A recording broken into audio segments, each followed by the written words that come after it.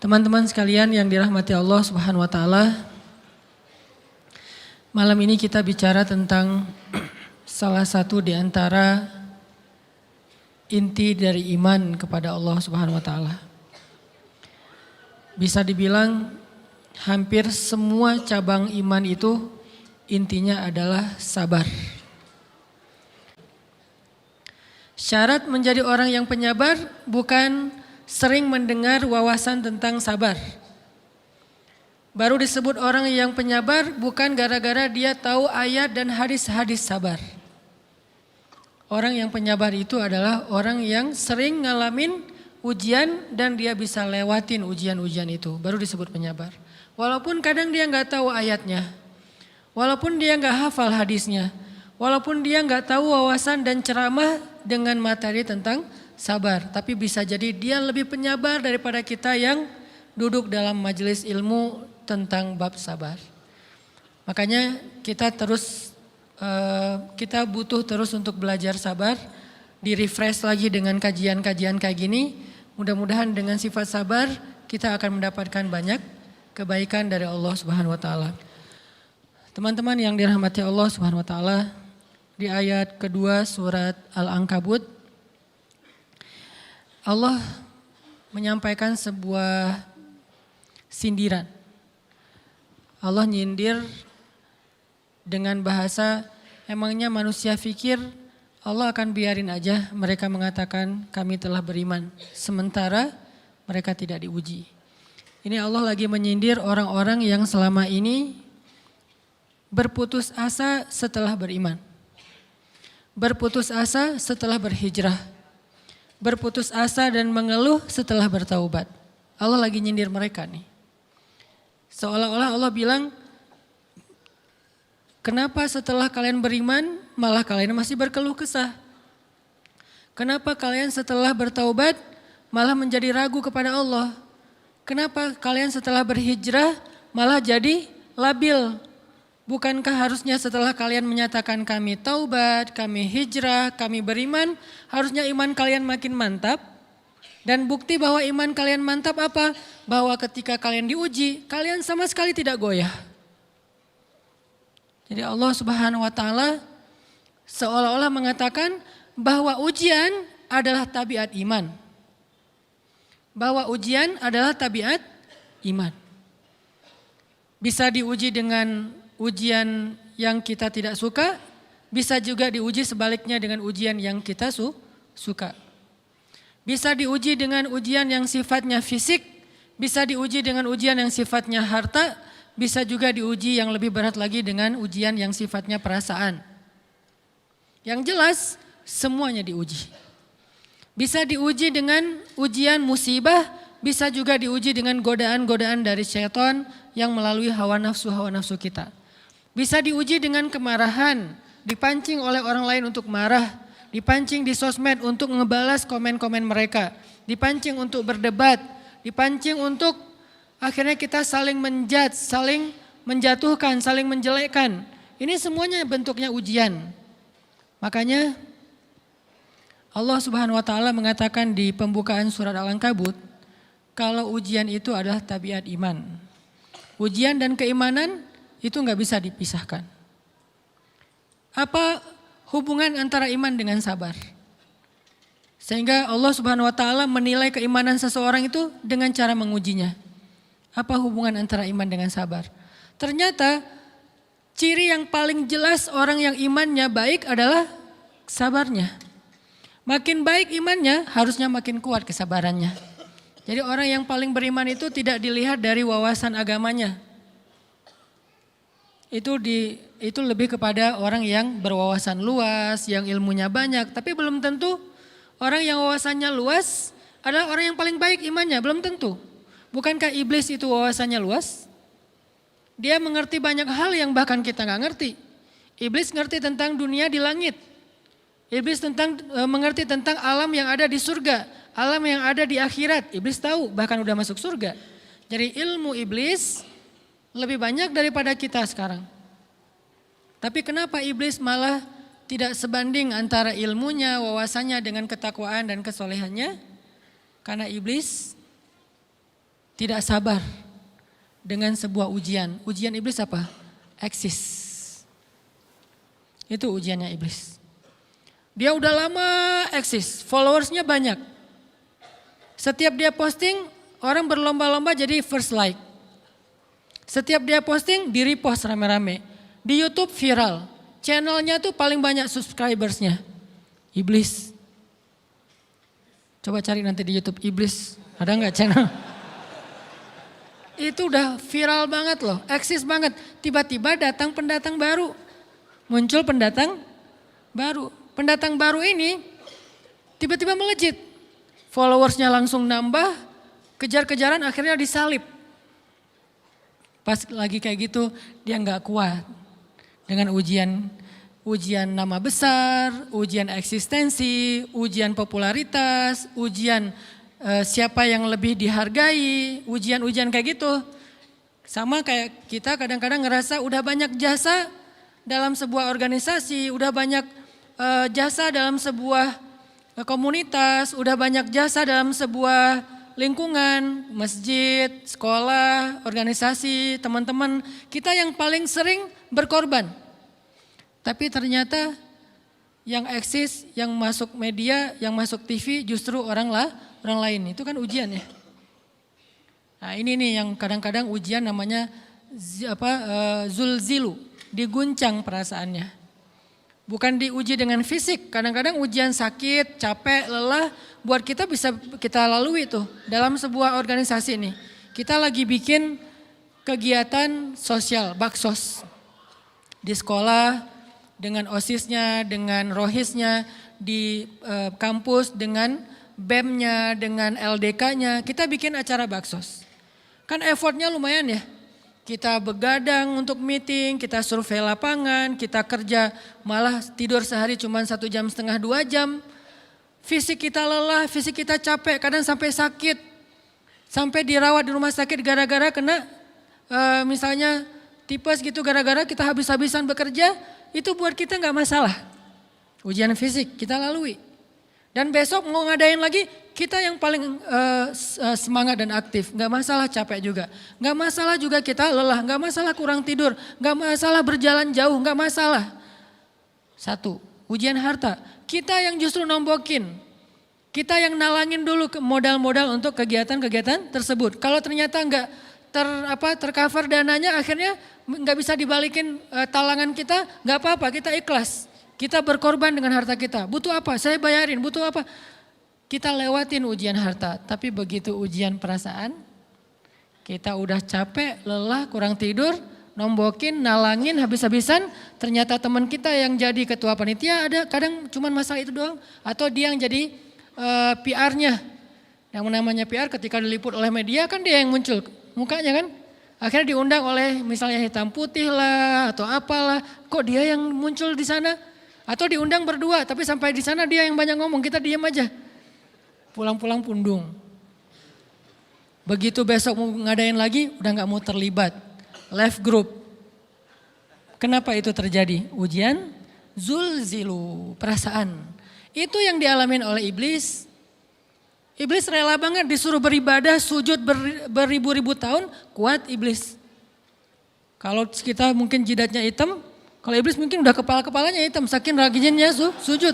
Wah, ibadahnya udah ribuan tahun. Iblis disuruh berkorban dengan harta yang dia miliki, dia kasih aja semuanya. Tapi kalau disuruh dia ngalah dari Adam untuk memimpin alamin, menjadi khalifatullahi fil ard, menjadi pemimpin wakilnya Allah di muka bumi, buat iblis ini berat. Kenapa dia? Ana khairum min, saya lebih baik daripada dia. Saya lebih senior daripada dia, saya lebih sehat daripada dia, saya lebih keren daripada dia, saya lebih. Ujian emosional, ujian ego, ujian perasaan, itu yang lebih berat buat kita.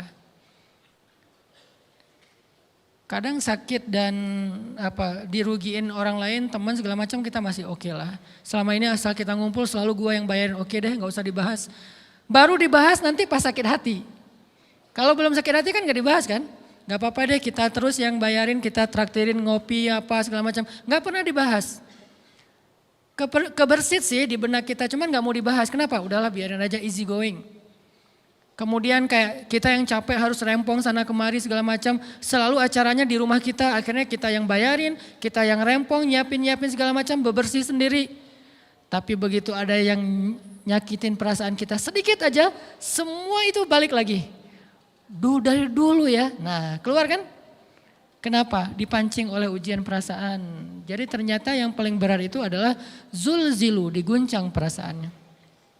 Kita kadang-kadang habis-habisan buat seseorang, nggak masalah. Hujan-hujanan dia yang pakai jas hujan, kita nggak pakai apa-apa, nggak apa-apa. Sakit-sakitan juga, dikerok dan segala macam, biarin aja. Kalau perlu misalnya kalau bannya lagi kempes, dia naik Grab, kita dorong-dorong motor terus cari tempat segala macam sampai tengah malam, nggak apa-apa deh buat dia. Apa sih yang nggak buat kamu? Begitu dia selingkuh, keluar semuanya.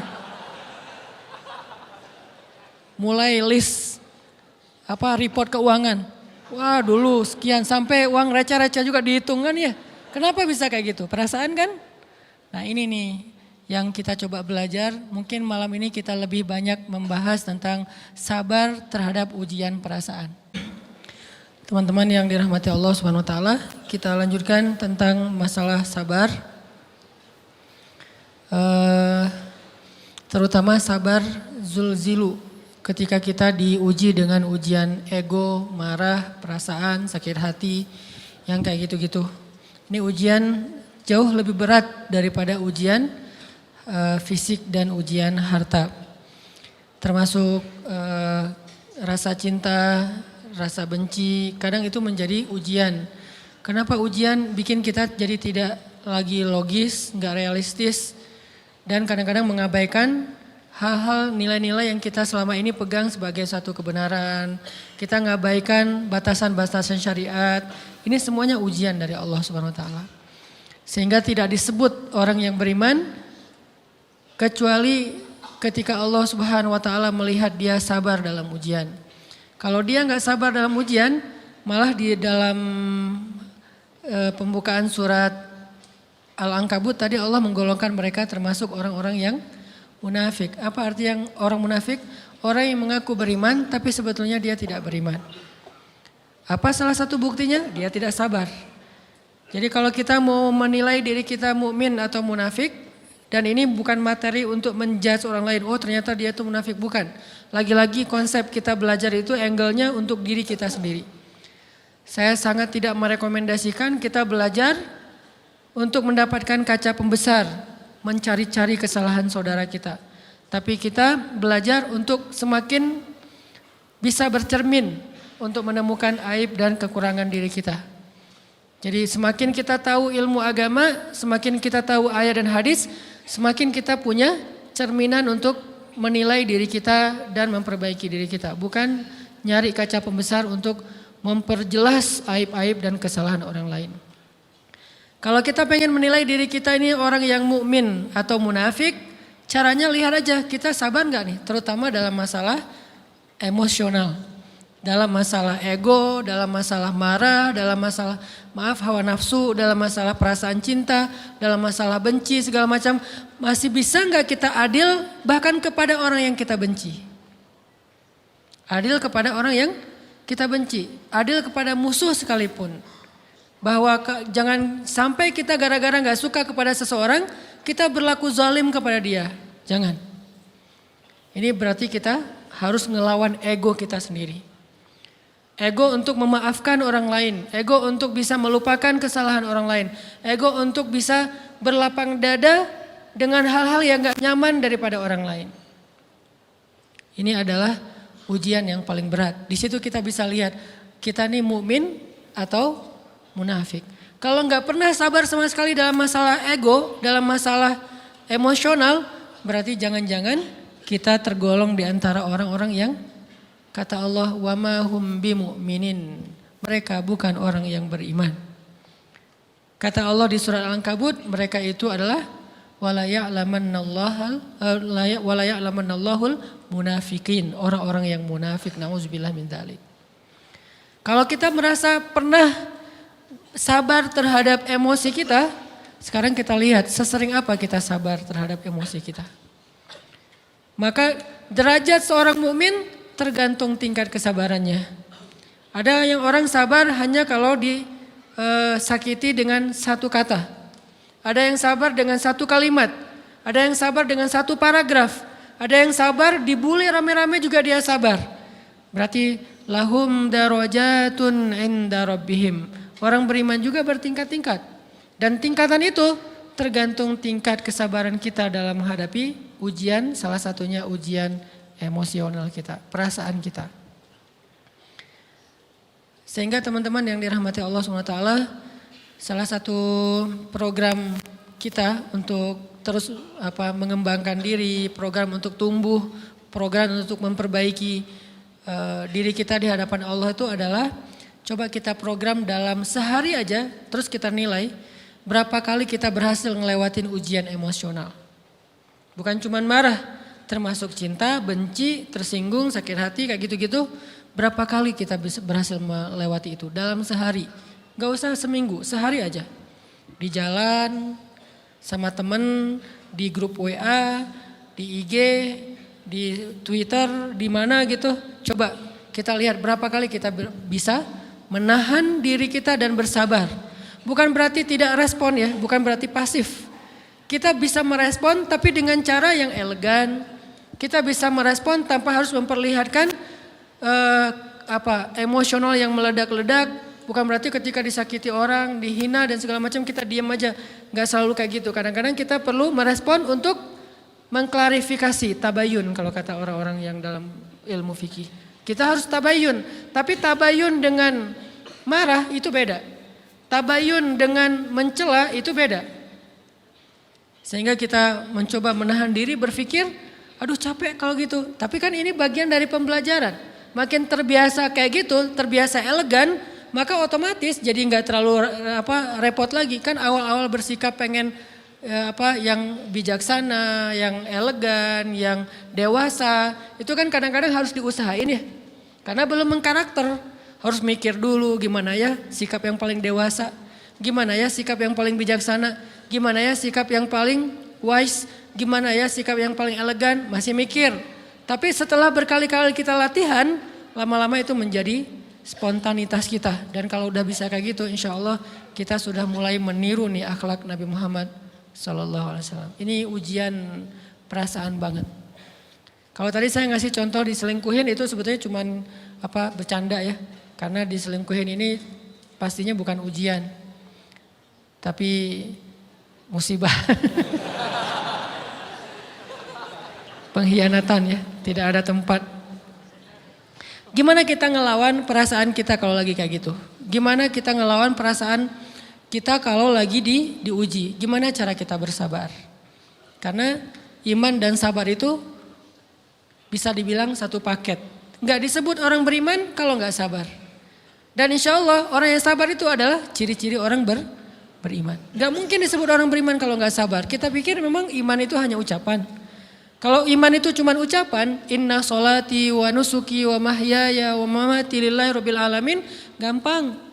Emangnya cukup dengan hanya mengatakan kami telah beriman, lalu tidak diuji? Ternyata iman adalah sabar dalam ujian.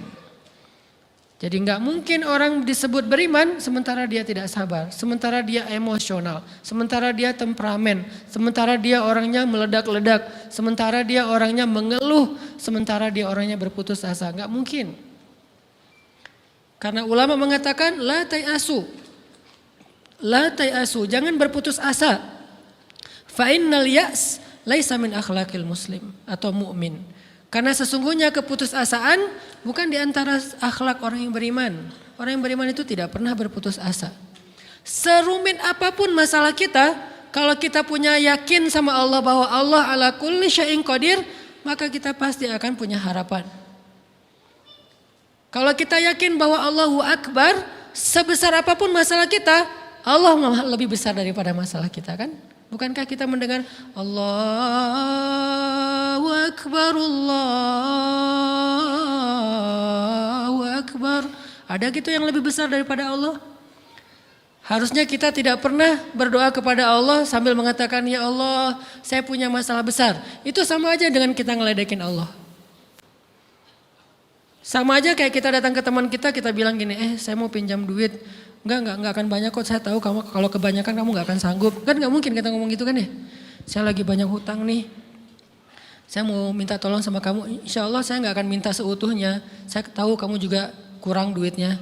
Saya minta dikit-dikit aja lah. Kan enggak gitu kan cara kita minta tolong. Sama aja kita doa, ya Allah saya punya masalah besar. Ngomong ke Allah punya masalah besar. Kalau kita ngomong ke manusia kayak gitu wajar. Tapi ke Allah, ya Allah saya punya masalah kecil nih. Apa? Ada hutang sedikit, berapa? 100 M. Allah kan ghaniyun, maha kaya. Jadi jangan pernah mengatakan 100 M itu besar di hadapan Allah. Kita ngeremehin Allah banget. Bukankah Allah maha kaya? Jangan pernah mengatakan bahwa musibah kita, ditinggalkan orang yang kita cintai, dibully seluruh dunia, itu besar di hadapan Allah. Bukankah Allah cukup buat kamu, kata kamu? Inna sholati wa nusuki wa mahyaya hasbi Allah ni'mal wakil. Jadi Allahu Akbar. Sehingga kalau kita berdoa, ya Allah saya punya sedikit masalah. Bukankah Umar pernah mengatakan, ya nafsi, idza daqat alaikid dunya, fala taquli ya Rabbi indi hammun kabir, faquli ya hammun indi rabbun kabir. Wahai jiwaku, kalau kamu merasakan kesempitan, kegalauan, bingung, sakit, jangan pernah kamu mengatakan ya Rabbi saya punya masalah besar. Tapi katakanlah, wahai masalah saya punya Rabb yang maha besar. Iman dan harapan, berharap itu nggak bisa dipisahkan. Iman dan sabar itu nggak bisa dipisahkan. Iman dan berserah diri atau menyerahkan urusannya, tawakul atau kita nyebutnya tawakal, nggak bisa dipisahkan. Bagaimana kita mau menyebut diri kita mukmin sementara kita nggak sabar ketika diuji dengan perasaan? Pertanyaan sederhananya adalah gimana sih cara kita menghadapi itu? Saya juga lagi belajar, ini bukan kata saya ya, tapi saya coba merangkum dari beberapa hadis, dari beberapa ayat. Mudah-mudahan ini jadi semacam tips dari Allah, dari Rasul, cara kita supaya lebih sabar dalam menghadapi ujian, khususnya ujian perasaan.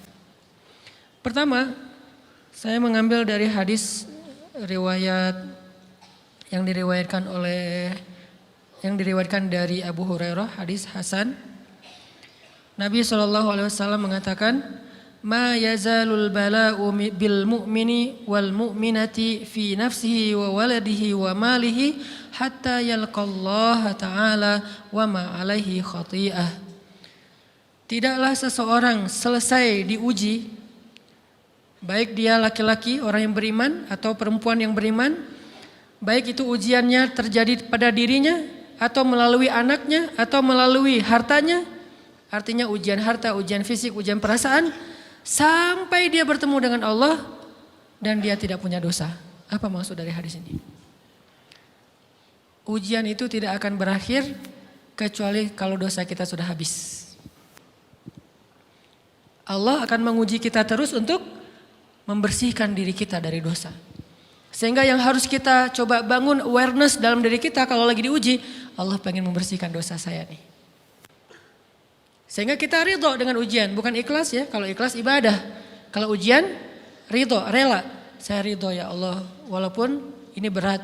Saya ridho ya Allah walaupun saya berharap Engkau beri jalan keluar. Saya ridho ya Allah walaupun saya berharap ditolong oleh Allah. Tapi tetap ridho diberikan ujian itu. Sambil berdoa diberikan jalan keluar, ditolong, diberikan keajaiban, cuman gak mau mengeluh. Dan berdoa meminta jalan keluar bukan mengeluh, itu ibadah. Berdoa itu ibadah dalam Islam. Sehingga Allah suka banget sama hamba yang berdoa. Allah suka dengan hamba yang curhat. Nabi itu kalau lagi curhat, doanya aja bisa berjam-jam cuma doa doang tuh. Kayak hadis Aisyah pas lagi cemburu malam-malam kan, Aisyah lagi tidur, ini jatah malamnya Aisyah. Tiba-tiba dia nyari-nyari raba-raba, Nabi gak ada, dicari di kamar mandi gak ada. Biasanya Nabi sholat di sebelah Aisyah. Wah curiga nih, jangan-jangan ke rumah si fulan. Dicari ke rumahnya, ditelepon gak aktif, mungkin lagi dicas, datang ke rumahnya. Ketuk pintu. Hafsah, Nabi di rumah kamu enggak? Enggak Aisyah, beneran. Cari ke rumah Sofia. Sofia, Nabi di sini enggak? Enggak, beneran. Cari ke rumah Maria. Maria di sini enggak Nabi? Enggak. Kemana ya Nabi? Rumah istri-istri yang lain gak ada. Pas balik ke rumahnya, ngelewat masjid, ngelihat Nabi lagi sujud di Masjid Nabawi, di mihrab. Dan Aisyah mendengar Nabi menangis sambil berdoa. Dan sujudnya itu seperti membaca 1 juz Al-Quran. Dan itu isinya doa nangis. Robbi, Robbi, Robbi, Robbi. Jadi kalau kita katakan gak usah banyak berdoa sama Allah, malu. Justru Allah suka kepada hamba yang berdoa. Justru sebaliknya kalau kita jarang berdoa atau enggan berdoa, buat Allah itu orang sombong. Allah gak suka hamba kayak gitu.